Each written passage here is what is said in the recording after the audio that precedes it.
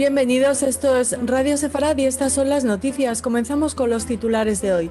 Jonathan Pollard, el espía judío estadounidense, llega a Israel después de cumplir 30 años tras las rejas. Ataque yihadista frustrado en Navidad en la ciudad española de Castellón de la Plana.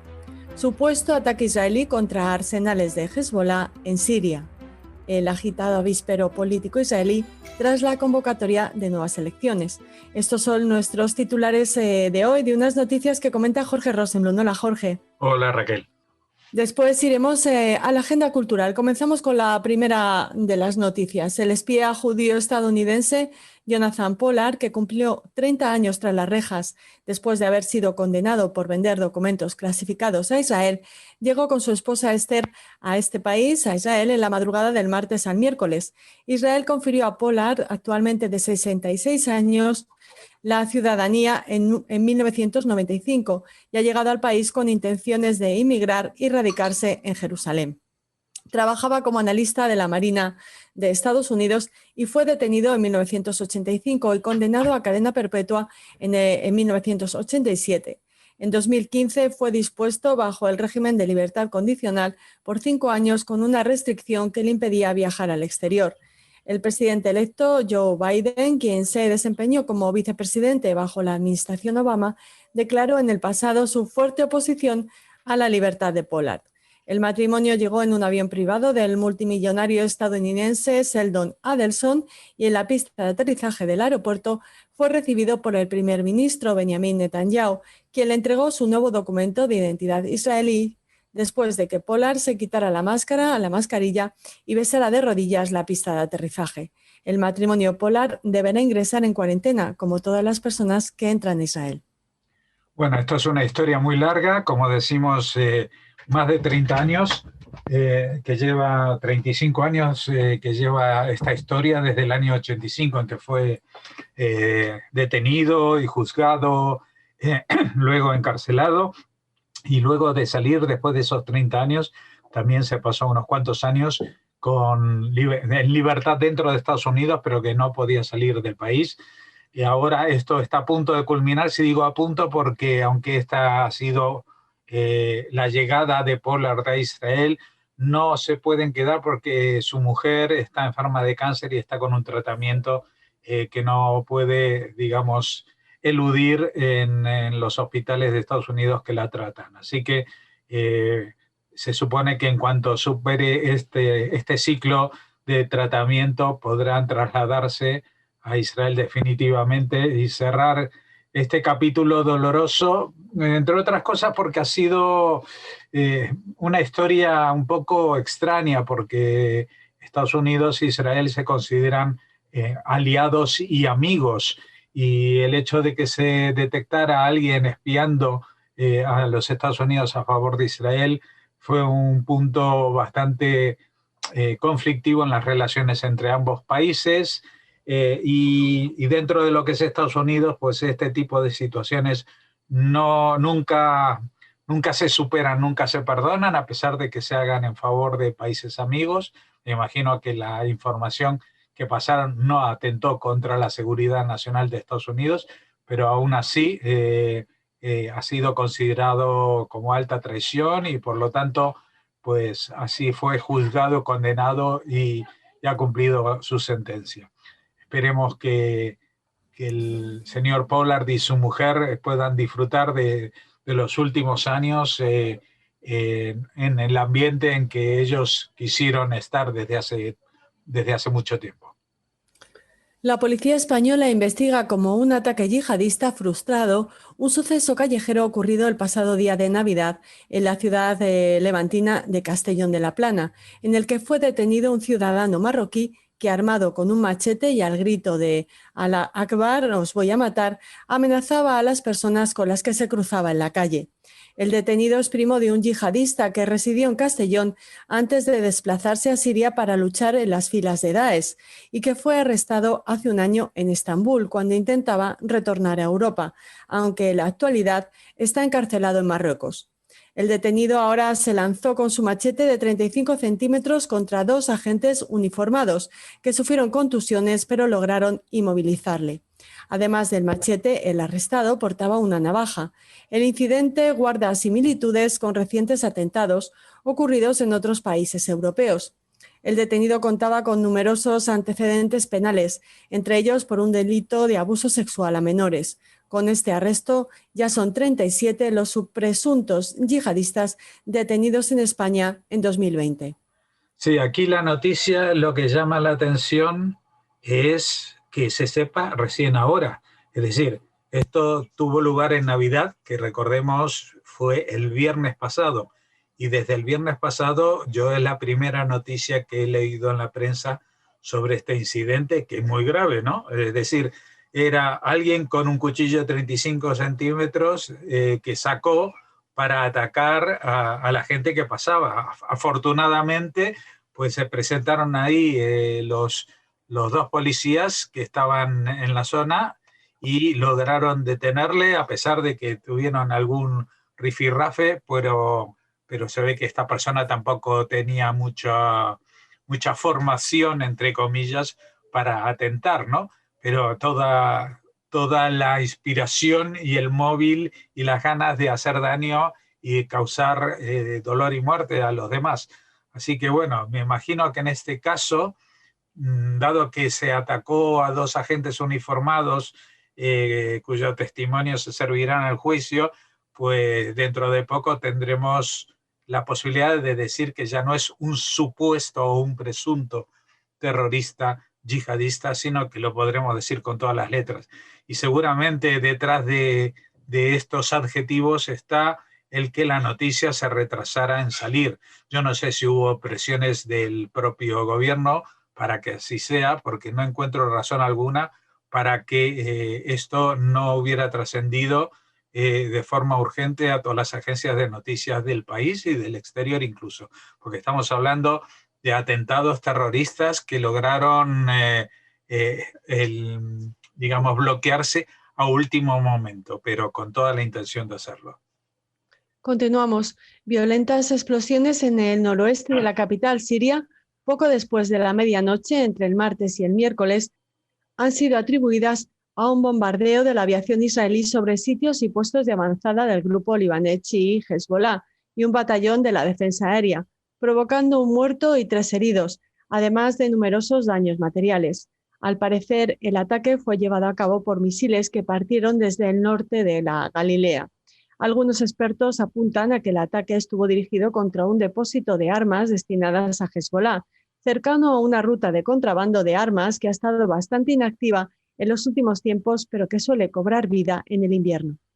Bueno, recuerdan que ayer mismo tuvimos la noticia de la charla telefónica entre Netanyahu y Putin y dijimos, pues veremos en las próximas, dijimos, semanas o días o incluso meses qué efecto podría tener eso. Pues no pasó mucho tiempo, pasaron algunas horas y esa misma noche en que hablaron, pues se produjo este ataque de Israel contra efectivos y depósitos de armas de Hezbollah en el sur de Siria. Bueno, perdón, no en el sur de Siria, sino que es al noroeste de Damasco, aunque eso queda, digamos, en la mitad de abajo del país. Lo que sí hay que precisar es que a pesar de que fue un ataque aéreo, no se entró en el espacio aéreo de Siria ni de Líbano para hacerlo, sino que se disparó desde territorio israelí. Hoy en día los misiles tienen un alcance muy elevado y por lo tanto lo que se dispara desde un avión puede viajar incluso un centenar de kilómetros o más antes de impactar en su objetivo. Y además uno de los objetivos justamente era los controles antiaéreos del ejército sirio, ¿no? Bueno, yo no sé exactamente qué es lo que hablaron Putin y Netanyahu cuando dimos la noticia ayer, ¿no? Pero llama la atención de que aparte del grupo Hezbollah se atacase un batallón de defensa aérea. Quizás detrás de todo esto también esté el interés de Rusia de vender sistemas de protección antiaérea de su fabricación y nuevos al régimen sirio. Por lo tanto, no le importa que destrocen defensas aéreas un poco más antiguas, porque de esa manera también renuevan el endeudamiento que Siria está adquiriendo con Rusia, ¿no? Así que bueno, ¿qué es lo que va a pasar más adelante? No lo sabemos, pero lo que sí es seguro es que desde hace mucho tiempo el régimen sirio, el régimen estatal presidencial sirio, no tiene ninguna capacidad de contestar a los ataques de Israel que no van dirigidos contra sus propias tropas, sino a los efectivos de Hezbollah y las milicias proiraníes que abundan cerca de la frontera con Israel. Encaramos ahora la última noticia de esta primera parte del informativo. Benny Gantz, el ministro de Defensa en funciones y ex socio de gobierno de Benjamin Netanyahu, anunció que encabezará la lista del Partido Azul y Blanco en los próximos comicios, pese a estar cada vez más solo tras perder el apoyo de varios diputados y pesos pesados de su formación. Su anuncio se produce mientras su liderazgo ha sido cuestionado por compañeros de filas que decidieron abandonar el barco estos últimos días cuando su popularidad se ha visto reducida y la formación cae en picado en las encuestas de 14 a 5 escaños. Una novedad es el nuevo partido llamado Los Israelíes, anunciado por el alcalde de Tel Aviv, Ron Huldai, que pretende sumar apoyos contra Netanyahu y evitar que éste vuelva a dirigir el gobierno. Sin embargo, todo apunta a que el centro izquierda tendrá un papel reducido en los comicios, donde la principal disputa por los votos se prevé en la derecha, con la emergencia del nuevo partido Nueva Esperanza del exministro del Likud, Gideon Sa'ar, quien aseguró que no piensa gobernar con Netanyahu, que ya habría alcanzado el segundo puesto en las encuestas, por lo que podría arrastrar a sus socios tradicionales y desbancar del gobierno al actual primer ministro. Bueno, esa es la intención de Gideon Sa'ar al levantar este nuevo partido Nueva Esperanza, pero no es tan sencillo, no es tan sencillo, los números siguen sin salir. Es decir, en Israel se da un baile de recomposición de partidos, pero los bloques siguen siendo los mismos. Ese es el gran drama político de Israel, es decir, no hay trasvases de votos del centro derecha al centro izquierda o viceversa. En todo caso, hay una sangría pequeña pero constante de la izquierda hacia la derecha cada vez que intentan, digamos, asaltar el poder para derribar a Netanyahu. Y estamos en este cuarto round, en este ring en el que se trata de consolidar un gobierno que sea capaz de gobernar, incluso armándolo con varios partidos, pero durante al menos una legislatura completa de 4 años. No ha sido así desde hace bastante, llevamos 2 años sin conseguir un gobierno estable. El resultado y la conclusión de este breve gobierno de unidad nacional con Benny Gantz y Netanyahu es que el centro izquierda no puede acercarse de ninguna manera a Netanyahu. Netanyahu siempre ha vampirizado a todos los partidos que estén a su izquierda, incluso a los de centro. Así que el que no aprende, pues paga las consecuencias. Esto ha pasado tantas veces que ya es, digamos, oneroso rememorar cada uno de los partidos que por ahí han pasado. Por ejemplo, tenemos ahora en las encuestas para este marzo próximo, quizás lo más notable, aunque no estaba aquí en el enunciado de esta noticia, es que puede llegar a desaparecer de la Knesset el partido laborista, que fue el partido hegemónico de Israel durante prácticamente 30 años, los primeros 30 años de gobierno, desde el 48 hasta el 77, en que asumió el poder Menachem Begin con el Likud. Esto es una debacle que ahora otros están tratando de recoger, digamos, las migas de esto, tanto el partido que ha quedado como principal opositor, el Yesh Atid de Yair Lapid, como los restos que queden de Cajol Laván, también los partidos más a la izquierda, pero realmente el centro izquierda lo tiene muy difícil, incluso ahora, aunque el alcalde de Tel Aviv también se pretenda montar un grupo que apoye este tipo de iniciativas alternativas. Lo que dice Guidón Sar es que no es que va a proponer una política distinta para el gobierno, no se le conocen aspiraciones para acabar, por ejemplo, con las presiones de los grupos ultraortodoxos o de los grupos de derecha. Es más, es una persona situada, incluso se puede decir, situada ligeramente a la derecha del propio Netanyahu. Aquí hay una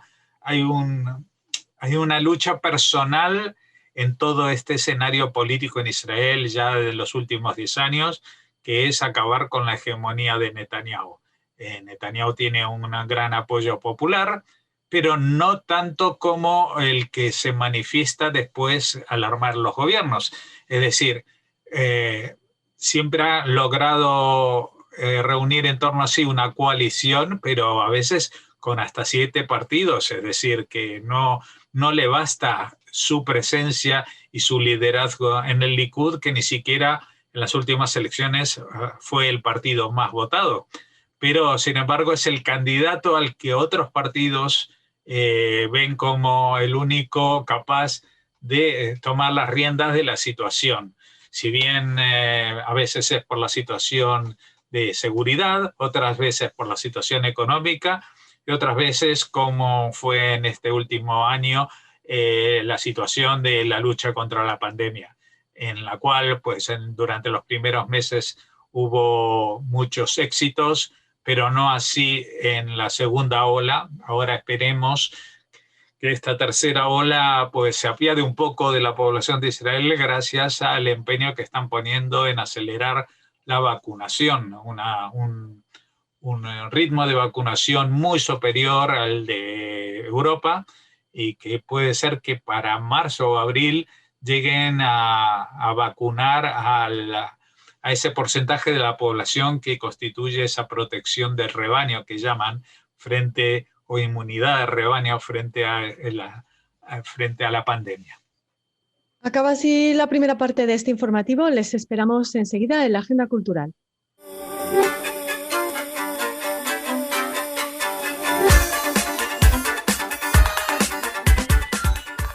Bueno, y estamos acabando el año, estamos acabando las noticias de esta semana y ¿cómo lo haremos desde el punto de vista de la cultura? Pues empezamos con un gran personaje de la cultura judía. Precisamente en 2020 se cumplen aún 80 años de su trágica desaparición. Les hablamos de Walter Benjamin, que será objeto de un concurso de ensayo que nos proponen desde diferentes instituciones, como por ejemplo Centro Sefarat Israel o el Instituto Goethe o la Universidad de Sevilla junto con la de Comillas. Es un concurso de ensayo dirigido a alumnos de cuarto de la ESO y también de bachillerato. El filósofo alemán, ya saben, fue uno de los pensadores más importantes e influyentes del pasado siglo. Pensador brillante e independiente durante la República de Weimar, tuvo que emprender la vía del exilio, primero a París y luego, tras la ocupación de Francia por los nazis, a España con el propósito de llegar a Estados Unidos. Un viaje truncado, sin embargo, ya que es durante este viaje, más concretamente en la localidad fronteriza española de Portbou, donde fallece, donde se suicida el 26 de septiembre de 1940, cuando se estaban conmemorando los 80 años de su trágica desaparición. Se quiere recordar su figura y su obra con la convocatoria de este concurso, dirigido, como les comentábamos, a alumnos de cuarto de la ESO y bachillerato. Les vamos a poner el enlace para que puedan acceder a las bases de este concurso. Los trabajos deben ser enviados al correo electrónico holocaustoymemoria sefaradisrael.es, con fecha límite 10 de enero de 2021, y el fallo del jurado se publicará en el marco del Día Internacional en Memoria del Holocausto en torno al 27 de enero de 2021. Realmente es un personaje que vale la pena recordar y vale la pena analizar sus escritos, ¿no? Aunque me parece que esto del 10 de enero es una fecha un poco límite y muy Apretada, corta. ¿no? Para los jóvenes, Claro, y justo en sí, estas sí. épocas que están de vacaciones, pues no sé yo, me imagino que habrá suficientes trabajos para cotejarlos, ¿no? Pero pienso que igual se podría haber extendido un poquito más el plazo para que la gente realmente se animase y pudiese consultar a sus profesores sobre algunas dudas. En este caso no podrán hacerlo porque están en sus casas todos.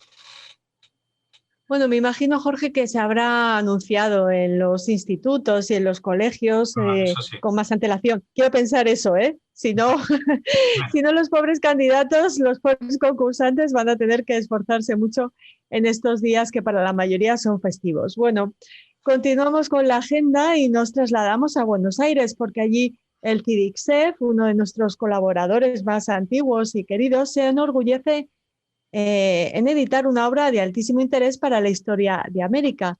El libro bilingüe es castellano-inglés, América colonial judía, Jews in the Colonial Americans, que muestra una parte desconocida para la gran mayoría de los estudiosos y por el público en general. Es un libro que firma Mario Eduardo Cohen y en él se pasa revista a la existencia de comunidades judías en la América holandesa, danesa, inglesa y francesa desde el siglo XVII. En varias de estas comunidades, los judíos representaron hasta la mitad de la población blanca. Además, se analiza sus características específicas, como por ejemplo sinagogas con piso de arena, cementerios por vía marítima, etc. Y se estudian a los más célebres criptojudíos que vivieron en la América colonial hispano-portuguesa. Cabe recordar que en 2000 apareció la primera edición de América colonial judía, agotándose rápidamente su tirada de 1000 ejemplares. En el tiempo transcurrido entre la primera edición y la actual, el cineasta Miguel Coan se inspiró en el libro y realizó la excelente película La experiencia judía de Basavilbaso a Nueva Ámsterdam. Ahora nos llega desde el CIDICSEF esta edición actualizada. El libro cuenta con 432 páginas y cabe señalar que un adelanto de este libro, pues tuvo recientemente lugar con la presentación realizada en una de las salas del Senado de la Nación Argentina. Seguro que en próximos programas hablamos con su autor, Mario Eduardo Cohen, de este libro tan interesante que hoy les presentamos en la agenda. Mario Eduardo Cohen, que a pesar de ser argentino, es miembro, creo, de la Real Academia de la Historia aquí en España, como parte de esas investigaciones sobre el pasado judío en las tierras de habla hispana, ¿no? Ahora, también yo aquí voy a poner una cuña publicitaria para nuestro programa Los Pasos de Sefarad en el Nuevo Mundo, que aborda con mucha profundidad cada uno de estos pasos, de estas etapas, y se lo recomiendo a la gente que nunca lo han escuchado. Lo hacemos con el investigador colombiano David Rosenthal, y yo sigo aprendiendo y sorprendiéndome, por ejemplo, el tema de la Compañía de las Indias Occidentales danesa. Yo sabía de la holandesa, pero no sabía que también los daneses habían estado en el Caribe y a través de ellos entraron judíos, etcétera, etcétera. Es decir, es un tema apasionante porque justamente mucha gente llegaba de forma más o menos encubierta a habitar el nuevo continente, impulsado justamente porque por allí no los conocían y podrían moverse con mayor libertad. Y por eso también muchos de estos personajes no han sido conocidos o no se ha conocido que eran de ascendencia judía en algunos casos. Así que me parece fantástico que salga esta nueva edición, que se hagan películas y que se ahonde en esta investigación, porque yo creo que por ahí hay mucho por descubrir. Bueno, ahora te voy a preguntar y también invito a unirse a este mini debate a los oyentes sobre la relación entre el gran maestro del ajedrez Garry Kasparov y el presidente Putin, del que hablabas en el que hablamos en la primera parte del informativo, una relación conflictiva. Bueno, ya saben que cuanto menos, ya saben que Kasparov se ha nacionalizado croata y que mantiene más que una agria polémica con el presidente Putin. En estos días está muy activo en sus redes sociales porque ya saben que Putin anunció que se iba a vacunar con la Sputnik 5, pero Kasparov no se lo cree ni casi nadie porque la vacuna no está aprobada. Entonces, bueno, están manteniendo ahí una serie de... Está dirigiéndole Kasparov a Putin una serie de tweets intentando ponerle en jaque, nunca mejor dicho, Jorge.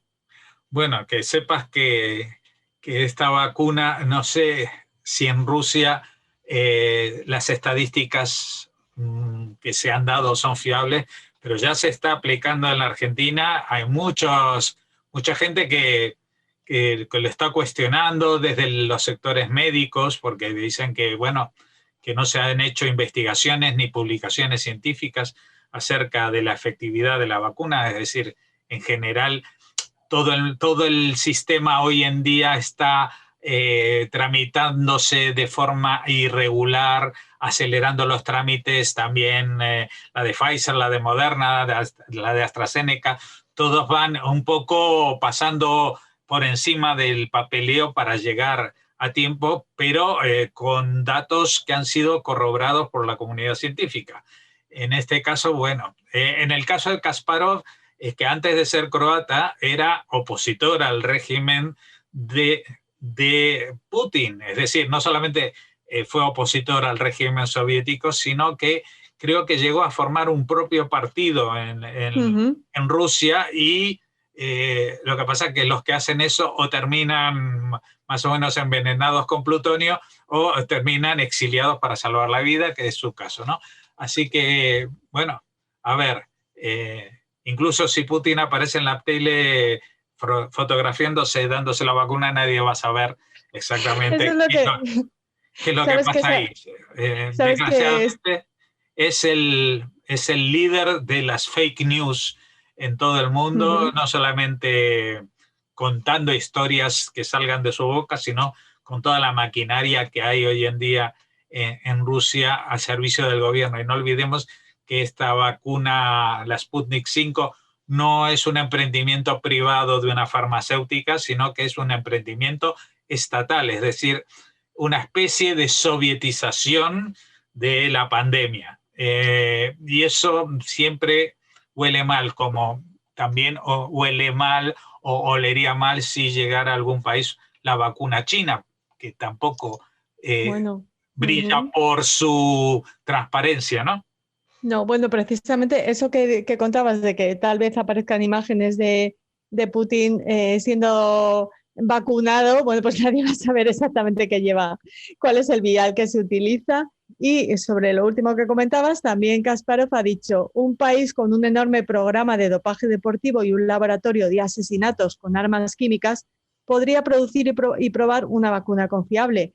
Pero las dictaduras roban, engañan y matan mejor de lo que innovan. Bueno, acaba de morir su madre, no ha podido ir al entierro, ha muerto por coronavirus precisamente, la señora Kasparova, y bueno, no ha podido, por supuesto, asistir al entierro y continuará en 2021 esta polémica esta polémica entre Kasparov y Putin que cierra así la agenda cultural, la última de este 2020, Jorge, ¿no? Sí, yo por este año ya no quiero volver a oír noticias como esta. Bueno. Así que vamos a decirlo todo junto, ¿no?